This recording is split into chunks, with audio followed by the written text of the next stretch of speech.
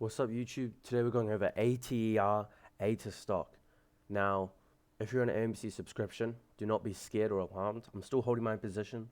Just while AMC's not doing much, I'm making other videos on different stocks. Now, do make sure you guys subscribe, like, and comment, and share. As the stronger the community is of Ater, and the more attention we get, the stronger the squeeze will be. Now, I do feel like a lot of Ater YouTubers aren't giving you guys proper information. They're telling you bullish, bullish, bullish, even in bearish situations, which is really selfish of them. I'm going to be giving you guys a non-biased opinion on ATER, which I have been giving, which I feel like I'm the only one that's been giving. I've got a lot of knowledge in squeezes, and this video is going to be mainly focused on the squeeze, as I've been in AMC for over a year, which is one of the biggest squeeze plays of all time. Alright, so we're going to start off with not price levels, even though it's listed there.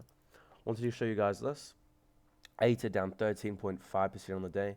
Not alarmed, do not care. We really fought for this $4 level, and they could not get us below it, at least for long. We held above it. Even after hours, they tried. We just too strong for them, the hedge funds. Now, if we come over here, still only bullish news has been coming out about Ater. It's nice to see, no bearish news. When the bearish news starts coming out, you can expect a little bit less momentum. But this is all goods. Alright, let's go over price levels. Now, I drew this kind of trend line out yesterday. I wanted to see if it was going to have any effect on today. Hold on. Oh, there we go. I was confused. I was like, where are the other two candles gone? Alright, so as you can see, it's had bounce, bounce, bounce, reject, reject, bounce, bounce, bounce. This is a strong trend line. I kind of thought that it would come down to this level, or at least retest it. If you guys didn't see my yesterday's video, or 2 days ago or something, you can see that there's a gap between these two candles, and 90% of the time, according to technical analysis, gaps fill. So I did expect it to come down in open market, or just on the day, and fill this gap. It hasn't quite done that. I've got buy orders at $3.90, and I did buy in at $4.10, I think, which is a good average down for me. That's pretty much all I'm looking for. I'm looking for this to come down to 390 and bounce off this level right here, this blue level of the trend line. Now, if we come over here, I'm going to get to this later. This is the most important thing. This is literally the short squeeze in itself. But I think it'll be good if you guys watch the whole video just so you see how the week's looking ahead. Because I'm non-biased. You can see that analysts have put a rating for $15.70 for Ethereum to hit at the end of the year. That's really bullish news, very bullish analyst. Good for us. That's pretty much it for that. Volume and options. Alright, volume and options. 90 million volume, average 8 million. You guys might be thinking this is bad because we've had a lot of volume. This is good. On a red day, you don't want to see that much volume because it shows a lot of people are selling. Now, with less volume, it doesn't show that too many people are selling. Now, if we come over to historical data over here, you can see that this is one of those low volume type days that we've had so far. We've had 3 really high ones, 3 really low ones. This is one of the low ones. And it seems like all the low ones are red days, which is really good, and then we have huge green days. So, yeah, this was as predicted if you guys watch my other videos. Now, options. A lot of pressure to get over that $5 mark for us. This is very bullish. A lot of people are going to be trying to push this below $5 and above $5. There's not many puts, which doesn't really matter, but if you check out yesterday's video, you can see how there can be a squeeze just from the option chain alone. And if we get over that $5 mark, there could be a nice gamma stream. And yeah, I can't wait to see what happens. I hope we do claim that level by the end of the week. SPY and beta.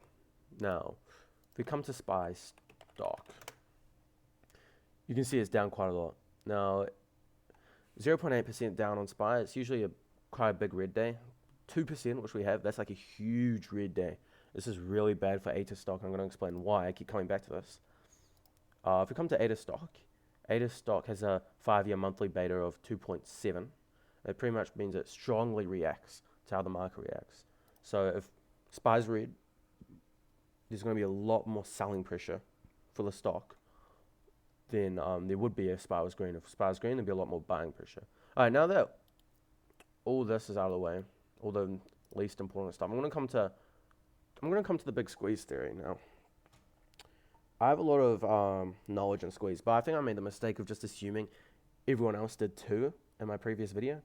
I'm going to be explaining how this can short squeeze and all this data, what this means, like you've never heard it before. And if you know what it means already, this might be the time for you to click off the video. But just in case you missed something, I still recommend you guys watch. Now, if we come here, short interest of free float is 38%. Now that means 38% of the free float is short. Cost to borrow average. Cost to borrow average over 10% is high, 20% really high, and 322%, that's like phenomenal. Like I can't even describe this with words how good this is. This means that shorts are paid a charge, not paid, 322% annually to hold the position. So if they have $1 million position, they're charged 3,220,000 just to hold the position a year. And also short interest of free flow, 10% is high, 20% is really high, 30% is stupid high. This is, can't even explain it. I don't even know how to tell you how good this is, but that's like a lot of shorts. Now, if we come to days to cover, this means this is like a time limit of how long shorts have to cover. So if shorts get margin called and we get a lot of momentum and start building up and they need to cover their position, they've got 2 days to cover their position, which is good. I would like to see that go up a little bit more, but anything over 1 is really good. 0.5 is horrible, and I'll explain why. So 2 means if they get margin called, they have 2 days to cover. Like, it's not really stressed and doesn't shoot up like this and all the way down. Like, it was like 0.5 days. If they had 0.5 days to cover, they have to buy all these shares in half a day, and it goes up and down. This is based off volume, so the more volume we will see, the lower this will go, which is bad. But there's nothing we can do to really help that. We should hopefully see a squeeze soon. That's what I'm hoping. Free throw alone, 63.21%. How can you be so dumb to loan out this much? Like, I've never even seen a number this big for free float on loan in my life. Now, if you see, there's a huge difference between short interest and free float on loan. This basically means that people are holding lent shares. Now, I'm going to tell you why you do not want to do this and why this is so good for us. If you're holding lent shares, you're still charged 322% annually per year. And you're maxing out the utilization, meaning that no one else can lend out shares and short shares. Now, they can be holding these and short them whenever they want, which is probably what a lot of them are going to do. But right now, having that much maxing out, they're just hurting their own position. They really are. And there's a lot of pressure on them to cover. Now, if you guys didn't see my second video, average days to loan, according to Ortex, which if you guys don't know what Ortex is 85% of the exchange reported data, which is extremely accurate. It's the most accurate you're going to get. The average day to loan for a short position is at 270, which is right here. And we're all the way at $4.